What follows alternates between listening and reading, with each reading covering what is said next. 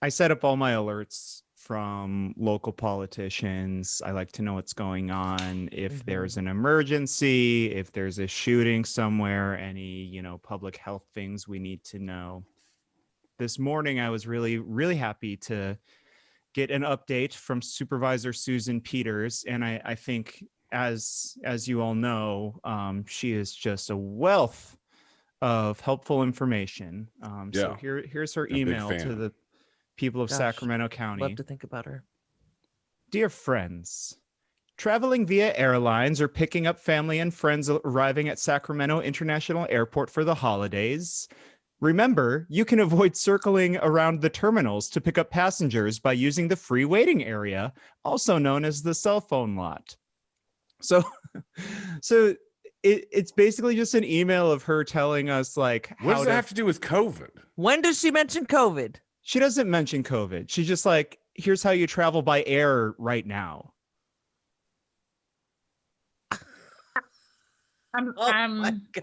I'm speechless, and I shouldn't be, because it's right.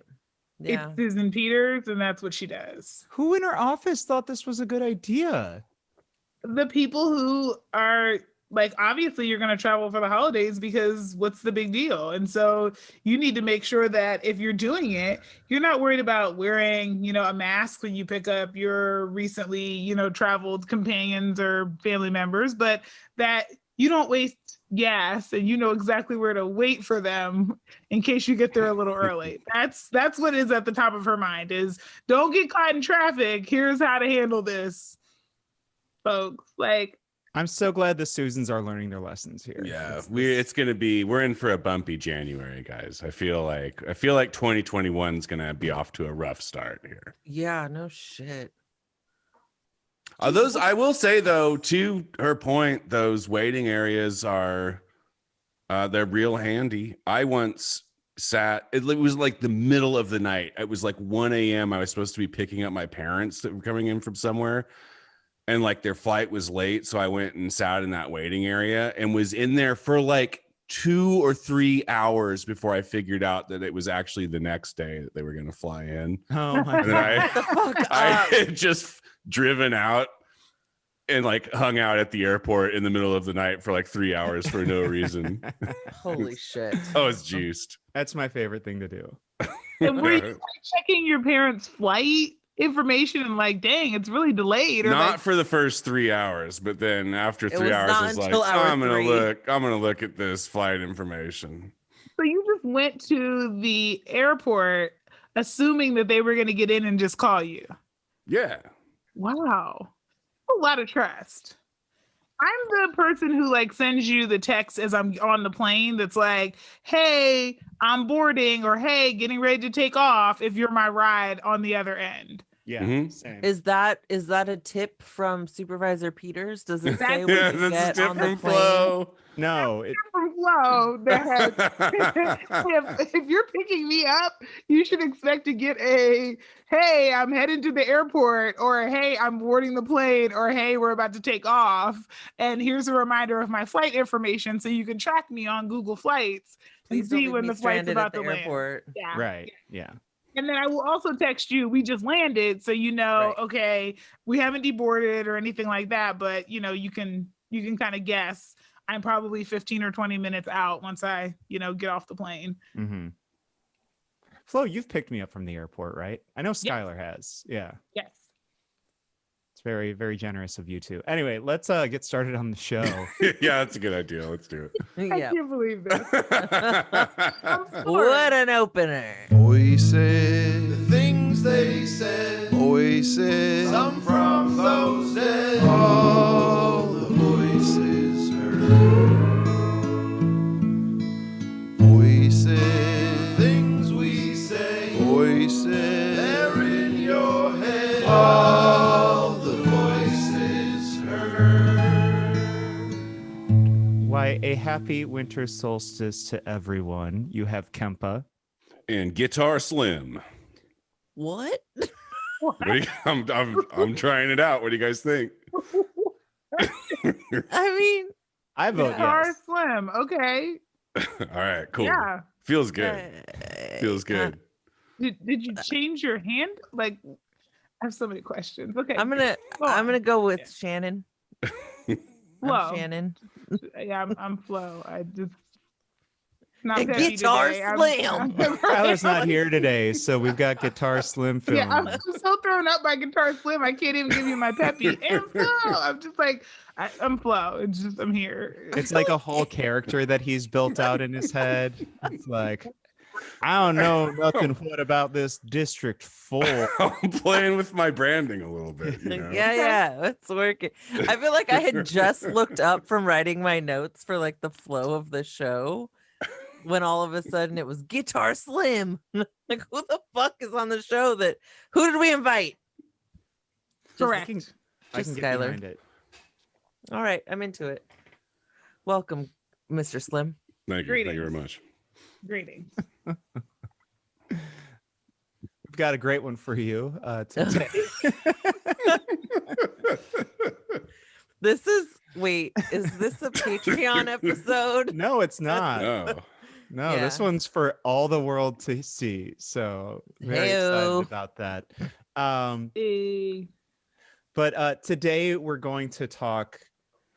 The overarching theme is going to be housing and homelessness and the housing crisis as it particularly stands in our region. There's a few newsworthy events going on, but I wanted to introduce the topic with a piece that I at first was thinking, no, we don't want to do this. We made fun of Steve Hansen, the outgoing District 4 Sacramento City Council member, pretty hard, a couple episodes ago. We don't need to continue to do this.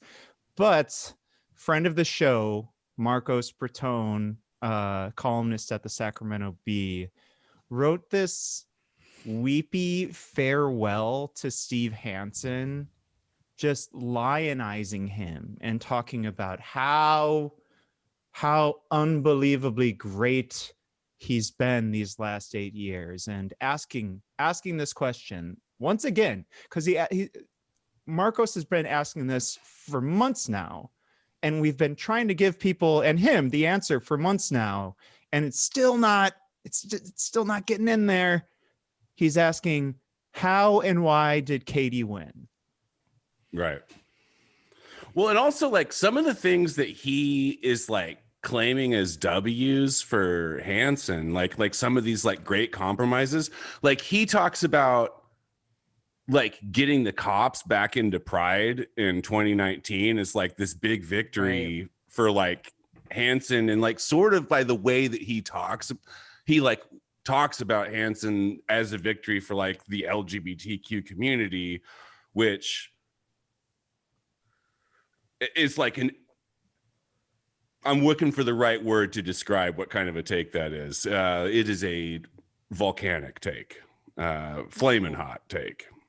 Yeah, I mean, and the people who were leading the fight to keep cops out of there were trans women of color who deal with the most violence and feel the least safe around cops. And I mean, basically, they were ignored. Like, wasn't leadership of like the LGBTQ like center or whatever like asked to resign around that and then like didn't? Like it was a big problem. It wasn't like call it a win. It wasn't like Steve. A cool win for Steve at all. No. My favorite part of this, and like honestly, I was thinking about it because I know that I come on this show and like stand for Katie like way too hard, like to the point where it's a little embarrassing. But like even were I writing an article about Katie Valenzuela, a column. Thank you, Dave. There's a line in this where he says, a big guy in stature, personality, and intellect, Hansen was one of the most effective people elected to official office in the last decade. It's like even as like an embarrassing Katie Valenzuela stan would never write that fucking line. What is that line? Incredible. Is that, I'm new to the internet culture words, but does this count as simping? Yes, I think so. I'm going to say Okay. yes. Definitely. I also think like when when Marcos is talking about the wins, these wins that Hansen has on his scoreboard, however I don't know, I don't Beautiful do sports. metaphor. I don't do the sports. I don't know how you the tallies under the wins. Sure. They're Tallies all in his win column. Yes. thank you. Okay, cool. Dope. Got it. Check. I totally get how sports work. That's just like math, but go Okay. on. You know what, Flo? I don't. Okay. These are not things like renovating the community center theater and the Sacramento Convention Center and completing the SMUD Museum of Science and Curiosity and relocating the B Street Theater to the Sophia. Like some of yeah, I don't want to shit on the museum, but like all like the arts stuff, we also have to remember that like these are all things that like people, like your average like renter who is just like trying to make it.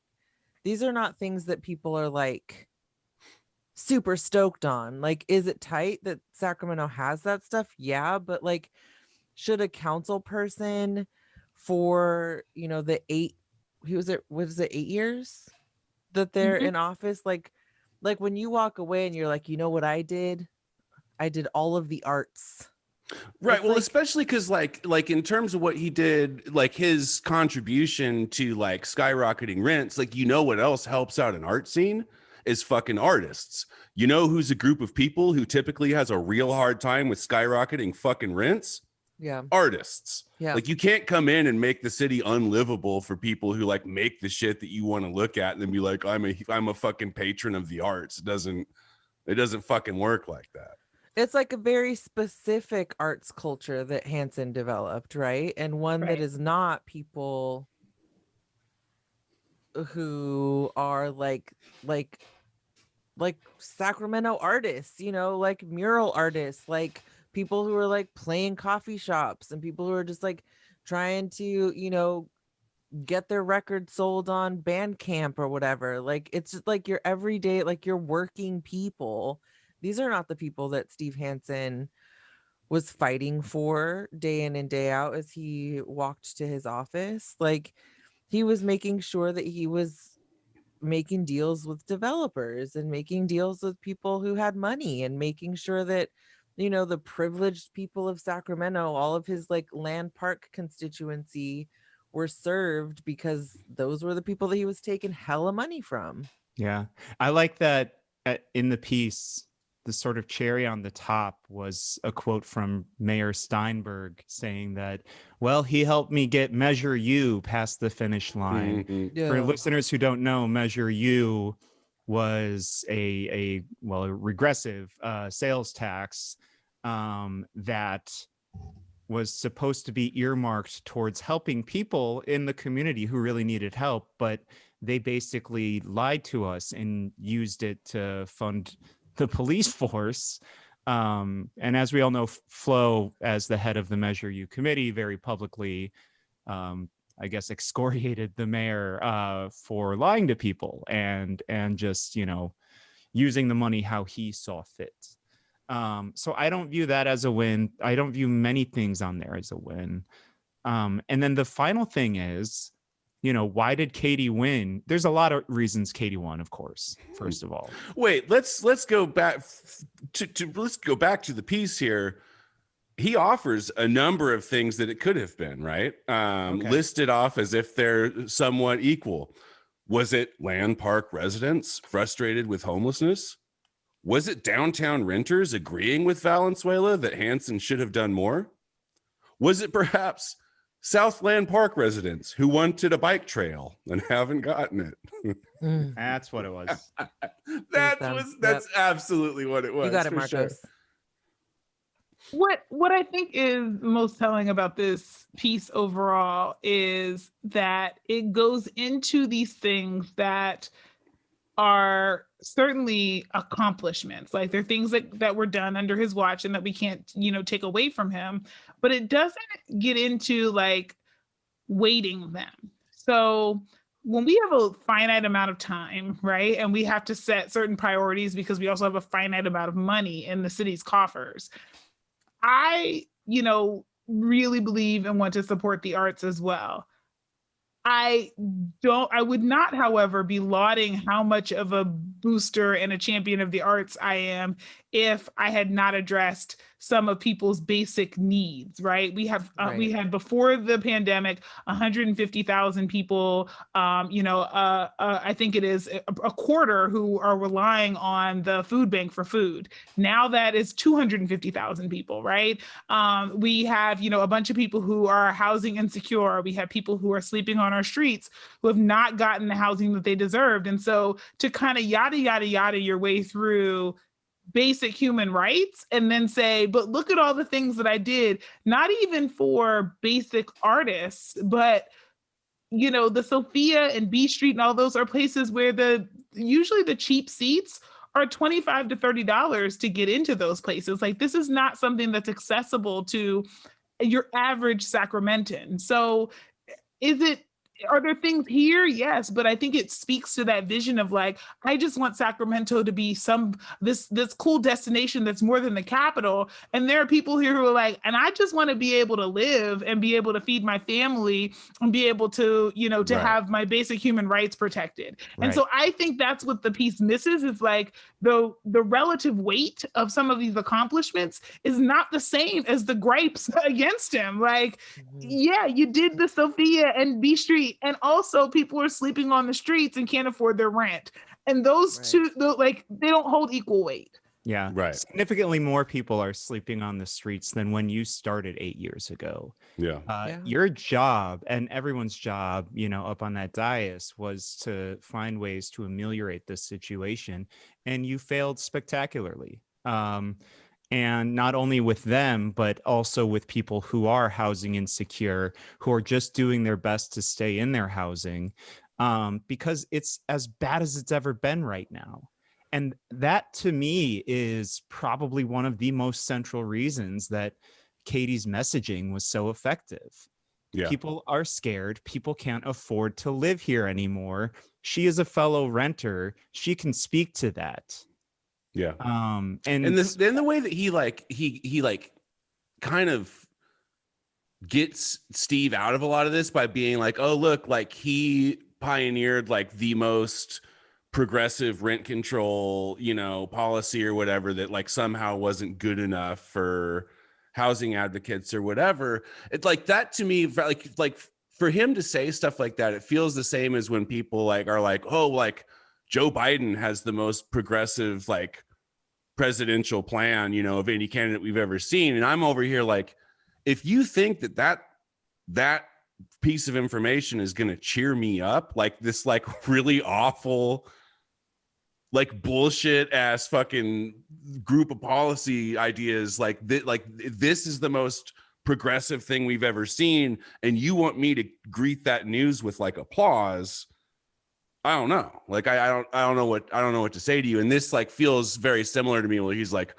this was a great rent control measure that Hansen sponsored and pushed through. And it's like, no, it was a bullshit rent control method, like thing that he fucking sponsored so he wouldn't actually have to do anything substantial. That's what it is. It wasn't rent control by any means. Right. And it's disingenuous. It was a rent compromise. It's anti-rent gouging at best.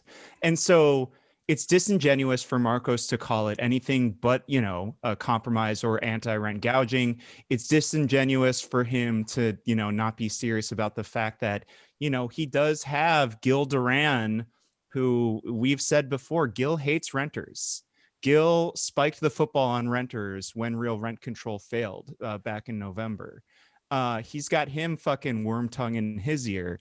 And Steve is doing the same thing to Marcos. And so these folks are doing the classic neolib thing, where they think that, if we can cloud the airwaves and dress up nice and like say with a bit of decorum that like, well, we've succeeded in Right. helping renters, then the people who are fucking dying, the people who are getting kicked out onto the streets to like this month, that they will be considered wild-eyed and, you know, can you please quiet down? Can we please have some decorum? Yes, I know that you're going to be kicked out in the streets during a global pandemic, but you know, maybe we can figure something out.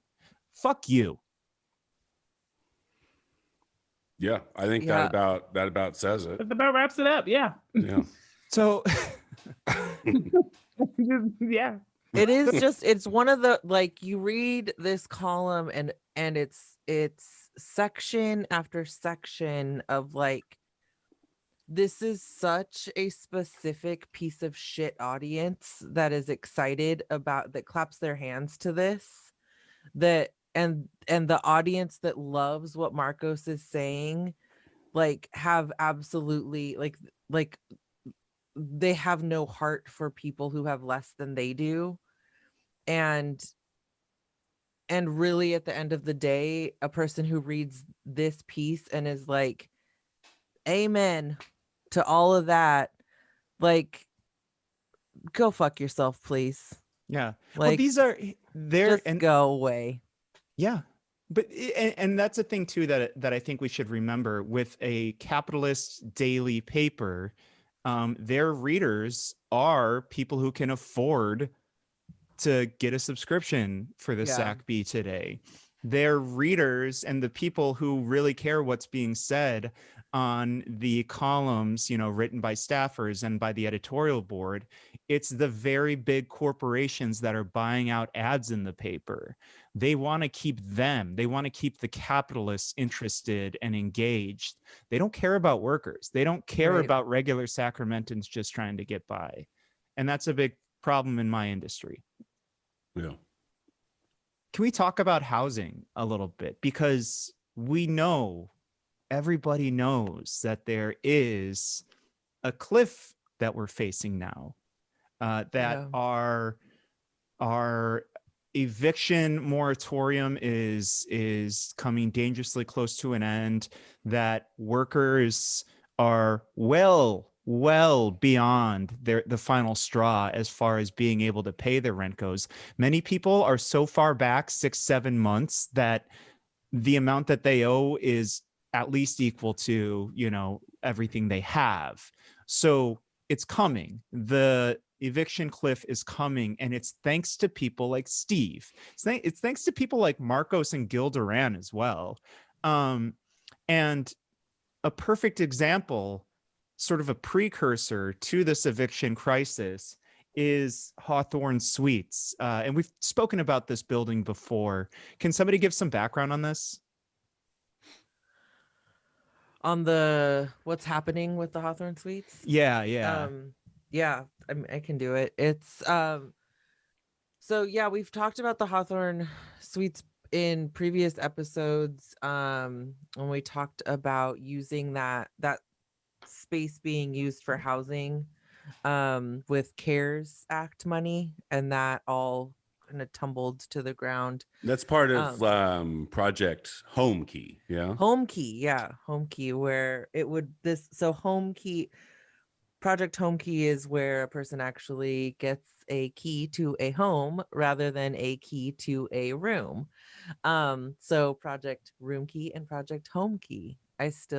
When you say it like that, it makes a ton of sense. Like, I didn't get it at all until you just explained it as simply as that. Now it makes all kinds of sense.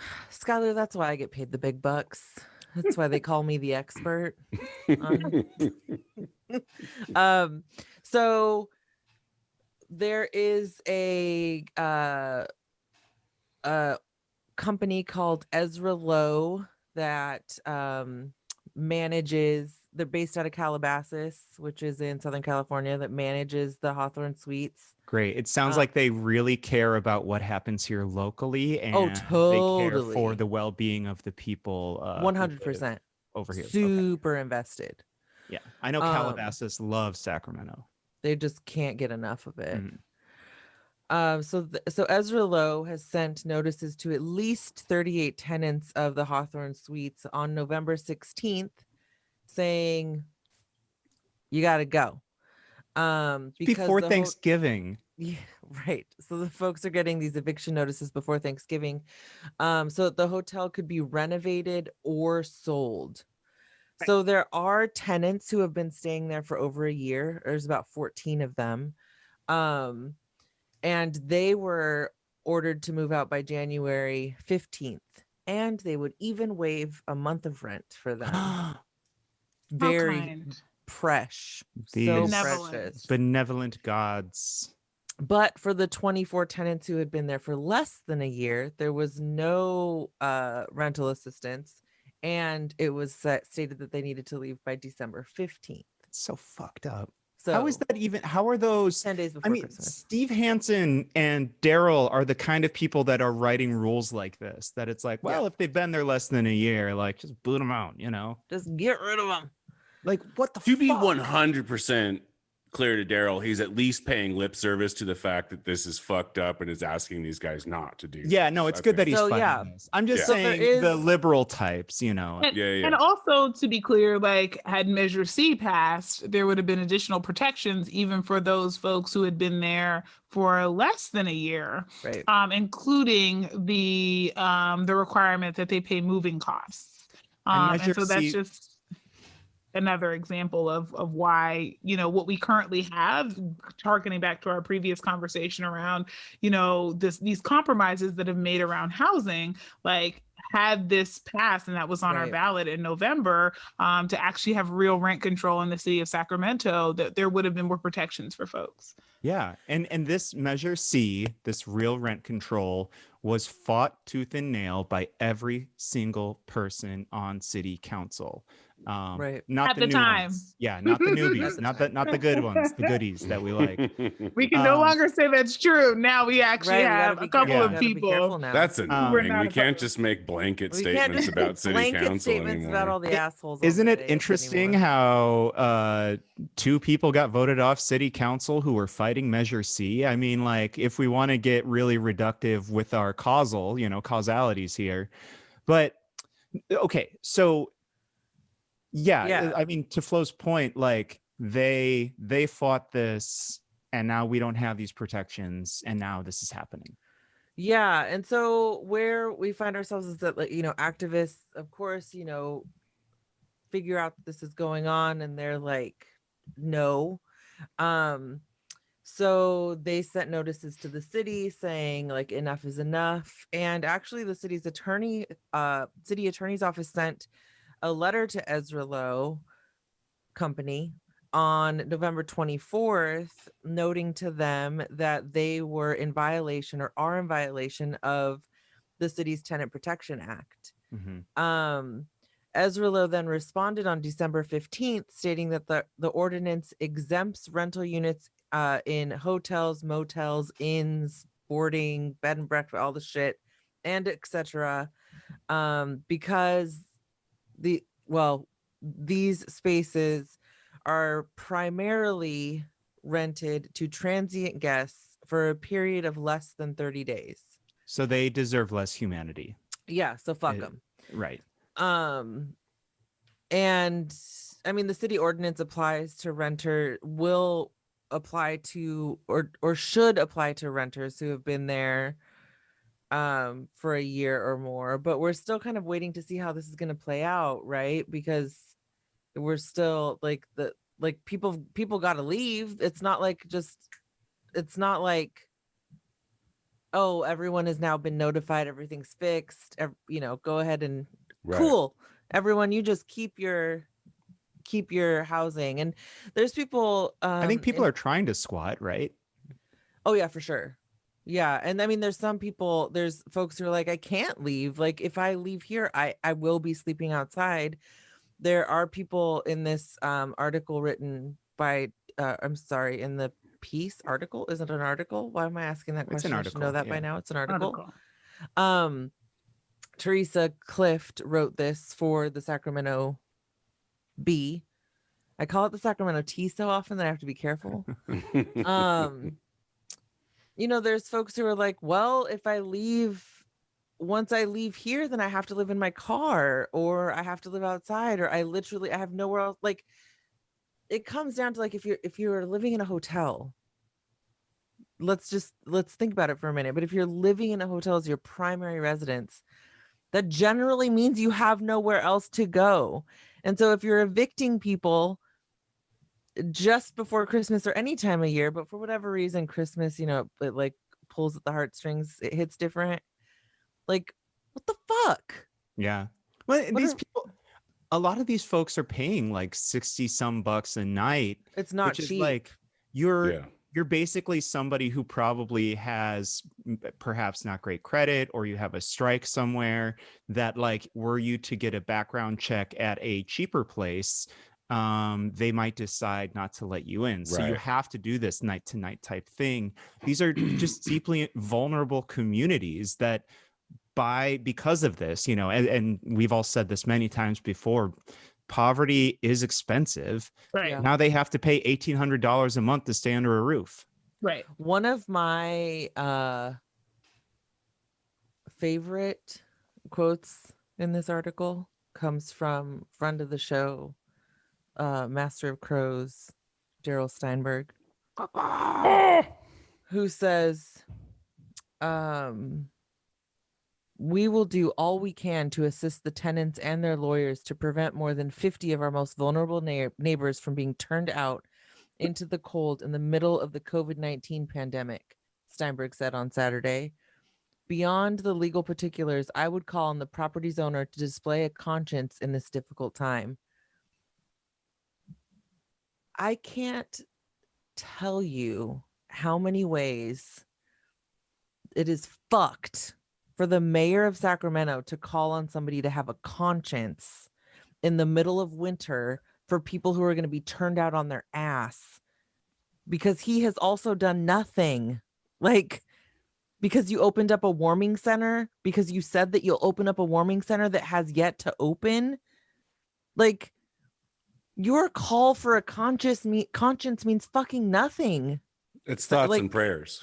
It is exactly thoughts and prayers. I've got some very specific thoughts and prayers. And like, I think he would say that he's trying to do things, but he's, you know what he's trying to do? Find middle ground between people who literally just need to survive. They're like, I'm begging That's you, what can I do it. to survive? And then fucking landlords and Right. these like fucking developers that don't give a shit. And he's Right. like, well, we can find a middle ground between these two places, your profit and your fucking life. Right. That's And not how these this are folks works. That, like you were saying, you know, Kempa, the price to live in a hotel or a motel is significant. It is not affordable. And then if you want to talk about comfort, like, that's a whole other thing. It's certainly not affordable. And generally what you find when people are living in hotels or motels is you have people who have like potentially an eviction on their record, or, you know, they have broken rental history, you know, or they don't have the money to put down a first and last month's. There's any number of things that could get in the way of a person who is able to pay what a hotel or motel costs, but just cannot get into an affordable housing situation or a housing situation, period. Okay. And I think so that, like, this brings up another point around just like housing policy and what we do, you know, and Measure C and like rent protections and all of these things that, like, we have elected officials in our community who can do things about the way that rents are handled, about the way that, you know, landlord tenant engagement takes place in our community, about, you know, caps on any number of fines. And, you know, this is like Measure C was made for this shit. Mhm. It was like real rent control was made for situations like this. It was made to really protect the renter. And we just, I don't know. It's so fucking disappointing Yeah. that we're in this position, and that these folks are in the middle of winter, just like, well, so now what you're gonna force is a crime of survival, because they're not going to leave.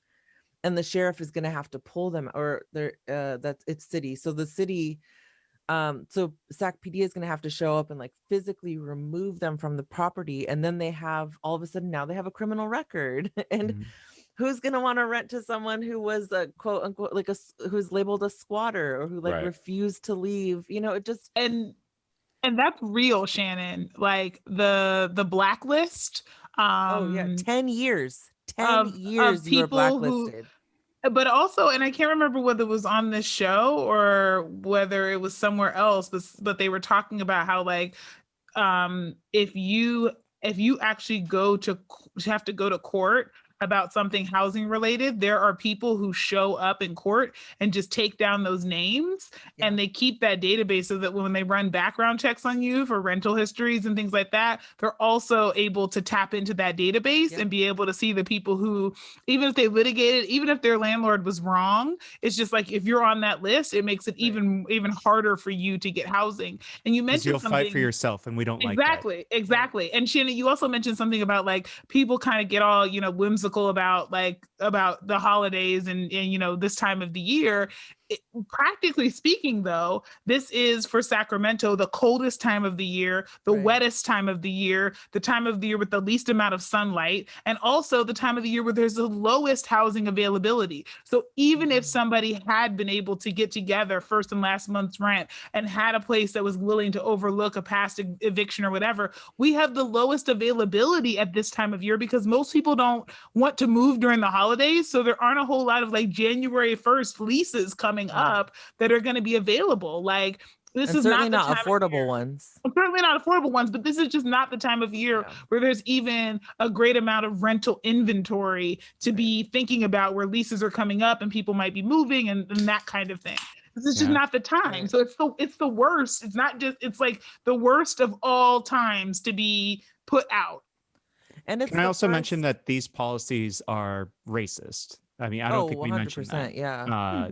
It falls along race for very obvious reasons, and racist policy results in Black and brown people being forced out on the streets. Yeah. I think the other thing about this that is important for us to mention is that this is potentially well, I guess we have mentioned it, but this is like the start of the wave of evictions, right? And the wave of people that we're going to see en masse who are losing their housing. And so, you know, if we're not going to come up with a safety net for them, right? Like if Measure C didn't make it, so what next? And we had a friend of the show, Allison, who had a really great thread that talked a lot about, and I don't have to be the person to talk about it, but it feels like a good time to bring it up now, that if we're not going to help tenants, if we're not going to bail tenants out, and there is no evidence to prove that we are, well, then let's start planning for the hundreds of people who are about to experience homelessness in our community. Yeah, I mean, probably over 10,000. Like it's going to be a number akin to that. It's going to be Hoovervilles. Can I just read this thread aloud, because I think it's really, really, really good, and people should hear it. This is friend of the show, Allison Bee, long time affordable housing advocate from here in Sacramento, one of the smartest people on this topic, also our favorite boomer, and we love boomers on this show. Allison, I would share your Twitter handle, but I don't know if you want us to or not, so I'll leave it at that, and go ahead, Sky. So Allison writes, if we really aren't going to bail tenants out, it looks like, and it looks like that won't happen, we need to start planning for formal encampments for unhoused people, ones with sanitary facilities and services. It is likely that people will begin improving them and they will become semi-permanent communities. Government leaders may recoil at this prospect, but this is what they have chosen. And they won't be able to destroy these encampments, as they will be too numerous with too many people living in them. And the fiction that cities could provide shelter space for all of them will be laughable.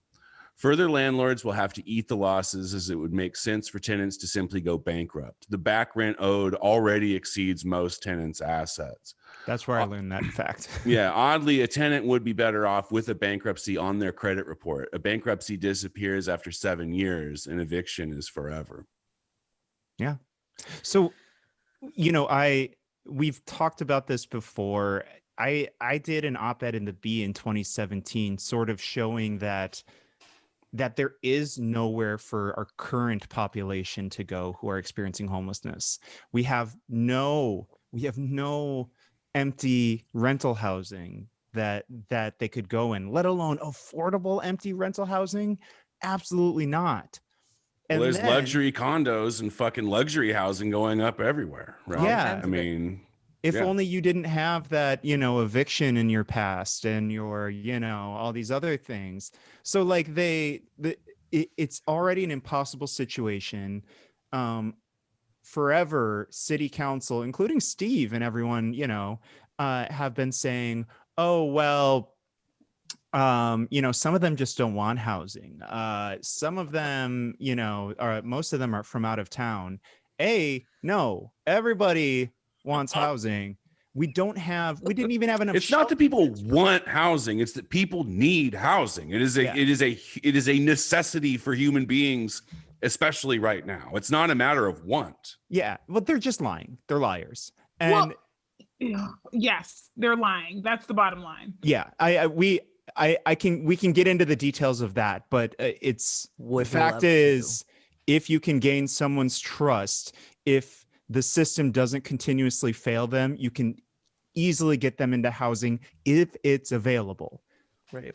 Number two, then they say, then they're like, well, they refuse shelter beds. So then I pulled together all the shelter bed numbers from the region, thanks to Joan Burke at Loaves. And I said, look, there's no shelter beds open. There's nowhere for them to go, literally nowhere for them to go. So why do you keep shuffling them around with cops? Why do you keep doing that? At least tell them where they can go. And it seems like Allison is talking about this moment where our population experiencing homelessness is about to balloon beyond even anywhere way beyond anything that we have right now, which is historically bad already. And it's going to be so drastic that the city will eventually have to say, like, okay, now we have to designate a place for them to go. Right. Well, so there has been, I started working on these issues in Sacramento in late 2007, and there has long been a fight in this community for safe ground, which is not so different than what Allison is proposing, a formal encampment for unhoused people with sanitary facilities and services. The idea of safe ground is that this is a space where people are still sleeping. They're not sleeping in like structured spaces. They're probably sleeping in tents, but there is sort of like a community center of sorts where you can go and take a shower, and you can, cook, and you can maybe talk to, like, in the most ideal setting, you would have like caseworkers, and, you could use a phone and make appointments, and, Right. all of that. This is something that has been pushed time and time and time again in this community, and electeds have always said, nope, not in my district, hell no, not in my district. And it just hasn't been able to go anywhere. I mean, there is a safe ground, this exact thing that Allison is talking about at a very small level is happening right now on North 12th Street, walking distance from Loaves and Fishes, and it works. It's like community governed, and it's safe, and it's a space for, it's certainly not ideal, because no, people shouldn't have to sleep in tents outside when there are, hundreds of luxury apartments going in around them, but there is precedent for this. Mhm. There's precedent for this in our community, but there's also precedent for it in places like Seattle, in Portland, Oregon. I believe there's in Denver, I think there's a tent cities that operate in a structured fashion are not uncommon. It actually, and it tends to work for people. It allows people to gain a sense of stability In community. save some community for Yep. sure, save some money, and then eventually get housing. Yeah. Right. Well, the answer here, and I just want to clarify for listeners, like, I agree. Well, of course, I agree with everything Shannon said. But ideally, the answer is cancel rent, don't kick Totally. these people out of their homes. 100%. Like, that's the answer. Yep. And so that's something that the capitalists will refuse to do. So we have to fight. We have to fight back. And so if I were to give a call to action on this, I would highly recommend becoming a part of the Sacramento Eviction Defense Network. These are the folks that actually pulled together really kind of the messaging and, all this work that's being done to protect the people of Hawthorne Suites. It includes a number of groups, one of them being the Sac Tenants Union, the Trans and Non-Binary Housing Collective, the Alliance of Californians for Community Empowerment, that's ACE, and NorCal Resists, among others. Get involved with all of them, any of them. They do amazing, amazing work.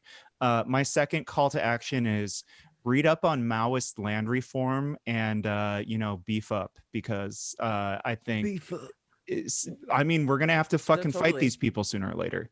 Yeah. I want to see landlords suffer the way that I'm seeing people suffer. Yeah. Yeah.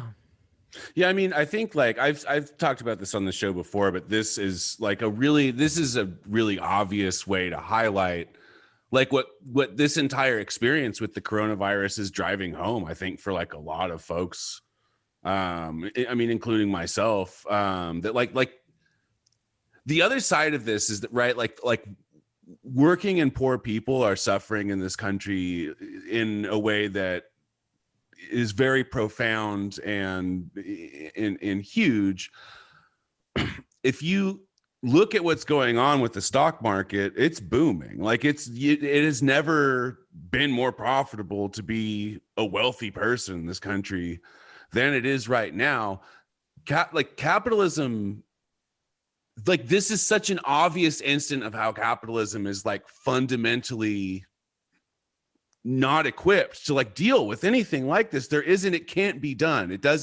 You can't have a system that prioritizes profit over people in a fucking pandemic. It doesn't work. And we're getting a fucking first class lesson why that is, right? And it's going to get worse before it gets better. Like Dave says, these guys are making money. They don't there's no incentive to subsidize your rent. There's why would they do that? They don't have to do that. They own shit. They don't have to work. Right. And the oligarchy and our federal level politicians have agreed very, very, very nicely to give every American $600 after giving us nothing for the last 9 months. So $600. Congrats, folks. Honestly, it is an embarrassment to me as an American that our leadership thinks that they can give us $600 after 9 months of nothing and then go home and sleep soundly in their beds and not worry about shit. Pieces of shit. Dude, it's a fucking insult. It's violence being waged against the people in this country. Yep. And these guys will get away with it. And I cannot tell you how frustrated I am, and I'm working really, really, really hard to not say something that's gonna get our fucking show red flagged. But it's embarrassing that Nancy Pelosi thinks that she can come out and fucking say the shit that she was saying today, and then just walk away from the podium and go about her day. Yeah, absolutely fucking not. Absolutely fucking not. Organize people. Join a union. Join these groups. We have to organize and encourage our friends to do the same. This is why I always tell people I don't know what the economy is, because I can't quite figure out what the economy is if people are suffering, but the stock market is up. Like it doesn't make sense to me at all how we can describe what's happening right now as anything other than a colossal failure. Right. The fact that, Yeah. I mean, $600 is such a slap in the face. Ugh. And and the sad thing is, like, I'm not sure whether that's what people who are wealthy think that people who have less money think is a lot of money. Like, oh, $600, they're going to be impressed, right?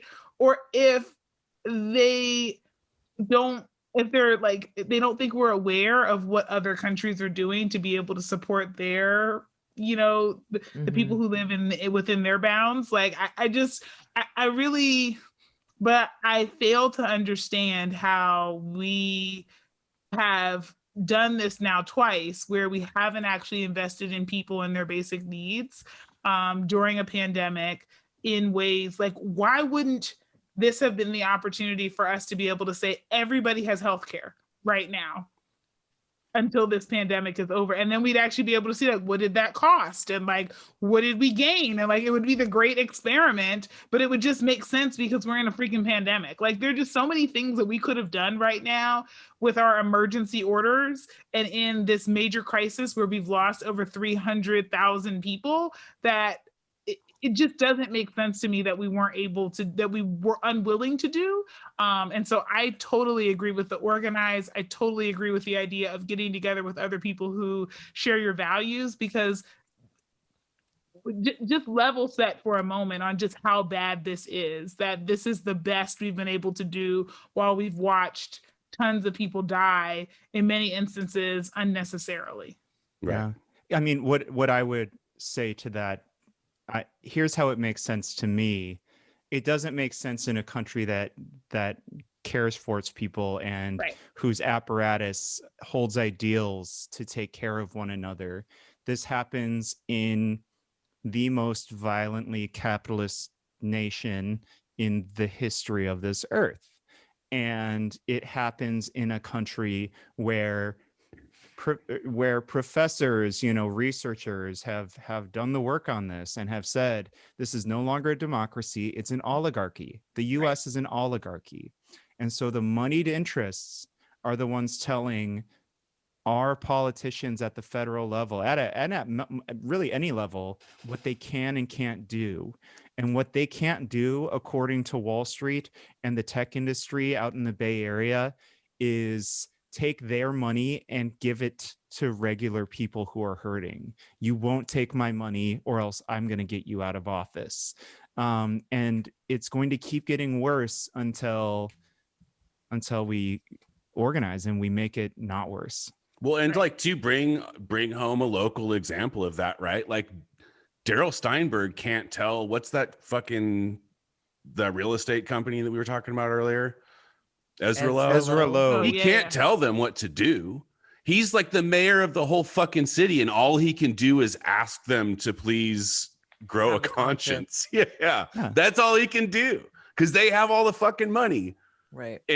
And in this system, that's more power than a mayor wields. And that we know how much money Daryl has taken from real estate, from landlords. That's where the power of the money comes from. Yeah, exactly. And that's everybody up on that dais who isn't named Mai Vang or Katie Valenzuela has taken hella money from these interests. And so, that's us taking our power back when we vote Katie in. Okay, Marcos, are you taking notes? Like, that's what we're trying to do here. Yeah. Yep. Well, Dave, speaking of things we're trying to do, I hear tell that there is on the internet a special place full of, let me see, the best way to put it, a cache perhaps is a good way to describe it. A cache of perfect takes. I've heard tell that this is a real thing. I'm hoping that you can confirm the veracity of these claims for me. I was actually hoping we could get Shannon to talk about the homeless deaths ceremony real quick. Oh, okay. I will edit this part out. Okay, sorry. Yeah, no, I know it was really important to you, Shannon. Sorry, Skylar. No, that's all right. I can make it quick. You want me to go now? Yeah. Should I prompt you? Yeah. Okay. Well, I think we know what the call to action is. I think it's also important for us to take a step back and see the damage that's been done, the violence that is being done, and to really take stock of where we are and what these people who are hurting our neighbors have done. And Shannon, your friend and friend of the show, Bob Erlenbush, and the Sac Region Coalition to End Homelessness, does an annual report on homeless deaths in our region every single year. And then you said that every year on the solstice, they hold a ceremony. Can you tell us a little bit about that? Yeah, and we've talked about the homeless deaths report before on the show. Actually, I think in August or so, we went over the report pretty at length. But on or around December 21st, it falls on winter solstice because it is the longest, darkest, oftentimes coldest night of the year. Advocates get together to remember the lives of people who died outside. So tonight we actually got together at 5:00 just outside of City Hall, and we read the names of the 90 people who died in Sacramento this year. So that's, and the year's not over yet.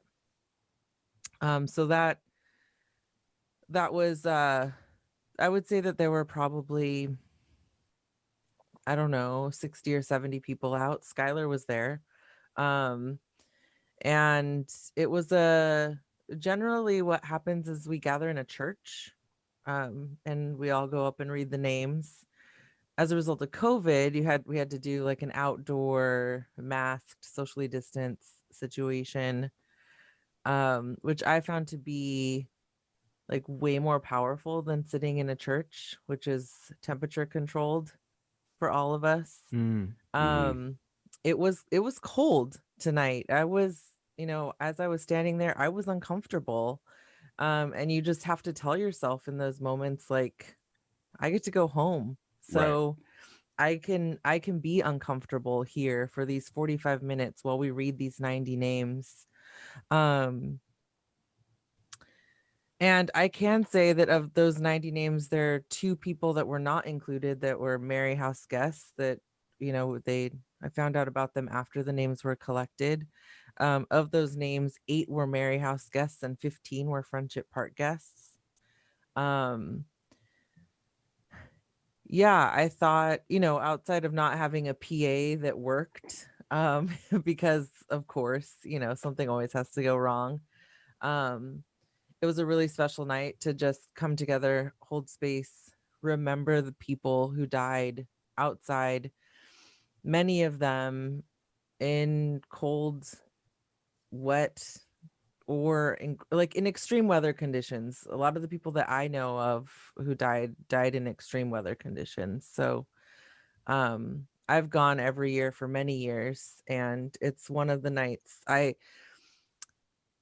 favorite is not the right word. It is a night that is remarkable, and it's worth the moment's pause to show up and have some silence and stand with like-minded people who together can lament that shit is really fucked up and that housing should not be a commodity, but it should be a human right, because no one should have to die outside alone.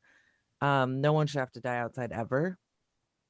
And it's just a really moving experience to do that surrounded by people, including people who are actively experiencing homelessness, who got up, read names, or they're sleeping outside in front of City Hall every Mhm. night. So they naturally become a part of this memorial service. And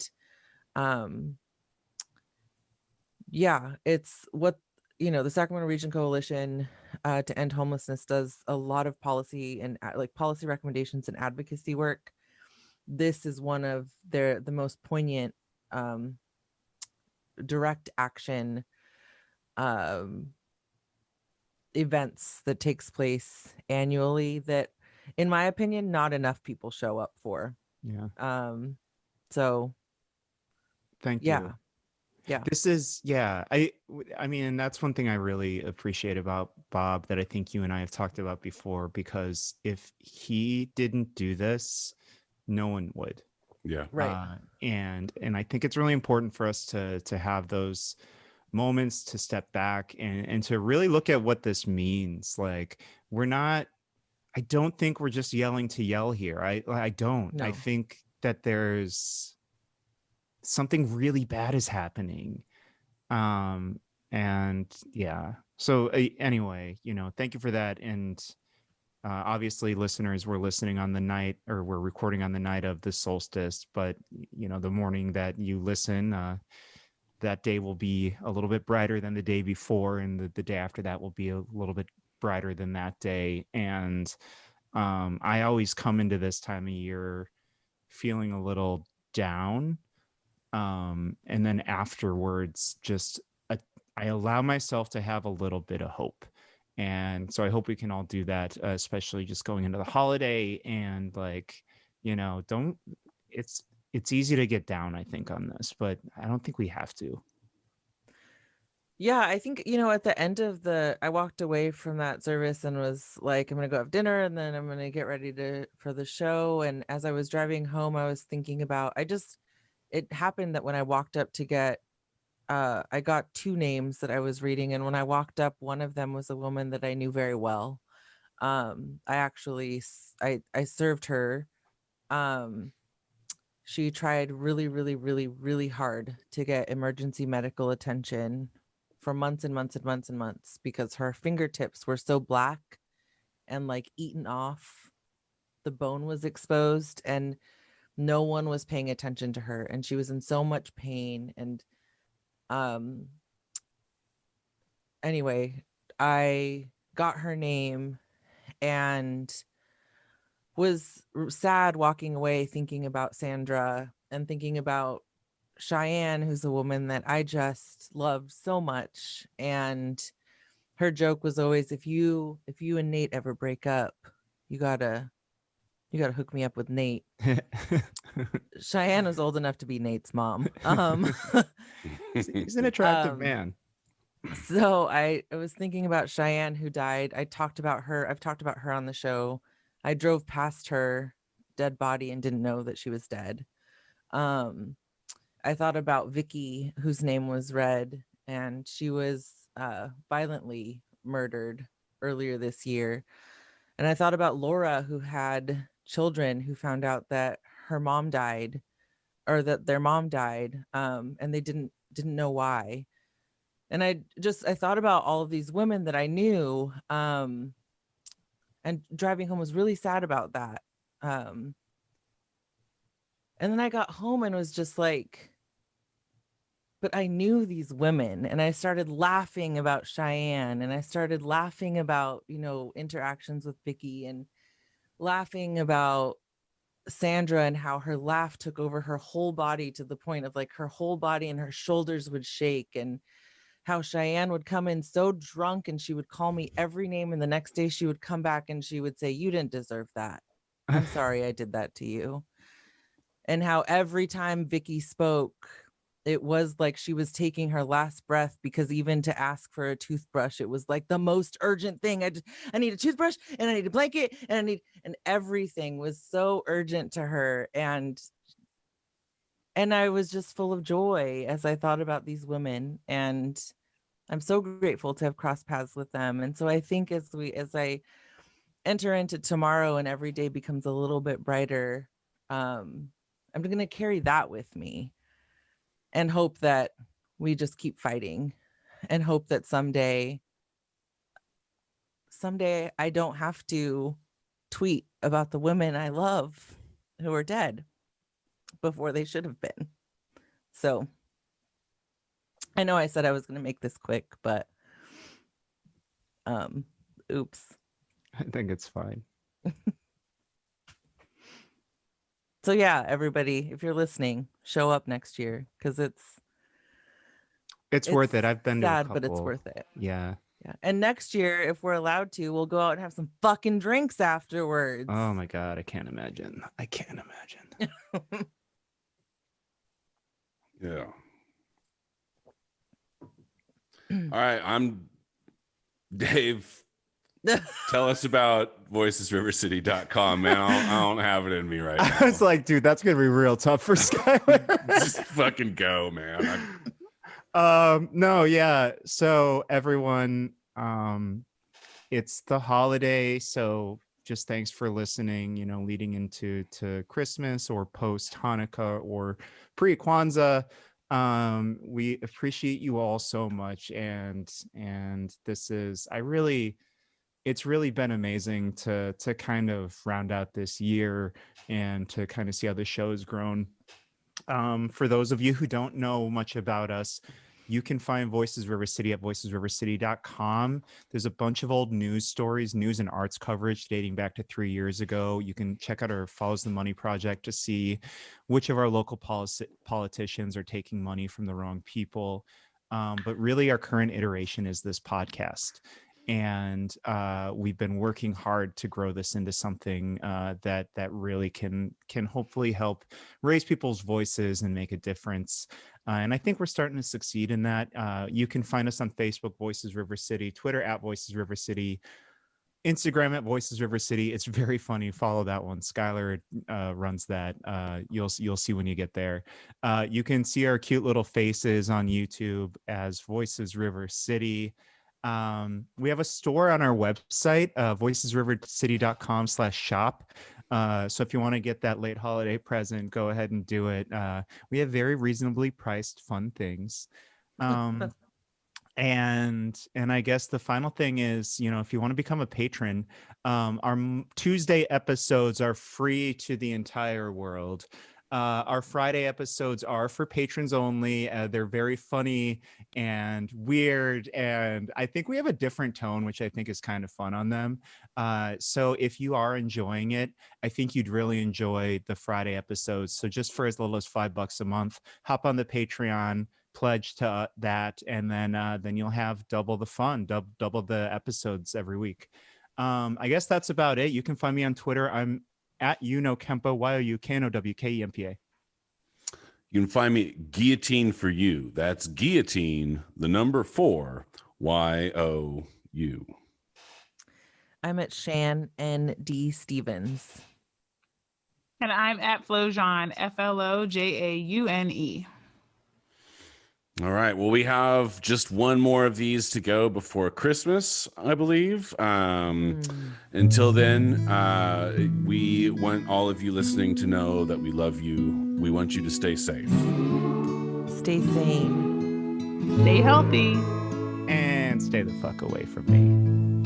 Good night. Cute. Good night. Good morning. Good morrow. Tomorrow. Good day. Good morning. Bonjour. Hola.